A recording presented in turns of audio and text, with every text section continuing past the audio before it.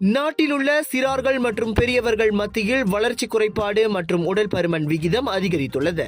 குறிப்பாக 5 வயதுக்குட்பட்ட குழந்தைகளிடையே 2015ஆம் ஆண்டு 17.7 விழுக்காடாக பதிவான வளர்ச்சி குறைபாடு பிரச்சினை 2022ஆம் ஆண்டு 21.2 விழுக்காடாக அதிகரித்ததை மக்களவைக்கு வழங்கிய எழுத்துப்பூர்வ பதிவில் சுகாதார அமைச்சர் டத்தோஸ்ரீ டாக்டர் ஜுல்கிஃப்லி அஹ்மத் சுட்டிக்காட்டினார்.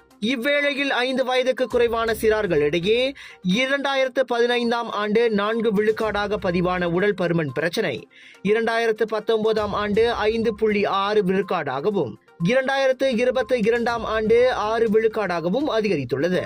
10 முதல் 17 வயதுக்குட்பட்ட மாணவர்கள் மத்தியிலும் 2012ஆம் ஆண்டு 14.6 விழுக்காடாக இருந்த உடல் பருமன் பிரச்சினை 2017ஆம் ஆண்டு 15.6 விழுக்காடாக பதிவாகியுள்ளது. அதன் வாயிலாக பள்ளி மாணவர்களில் 3இல் ஒருவர் அதிக எடை அல்லது உடல் பருமன் பிரச்சனையை எதிர்கொண்டுள்ளதை இந்த தரவுகள் காட்டுவதாக ஜுல்கிஃப்லி சொன்னார். அதே சமயம் பெரியவர்கள் மத்தியில் உடல் பருமன் பாதிப்பு 2019ஆம் ஆண்டை காட்டிலும் 2022ஆம் ஆண்டு 2.1 விழுக்காடு அதிகரித்துள்ளது. எனினும் உடல் பருமன் மற்றும் வளர்ச்சி குறைபாடு பிரச்சினைக்கு ஊட்டச்சத்து மட்டும் காரணமல்ல என்பதையும் ஜுல்கிஃப்லி தெளிவுபடுத்தினார்.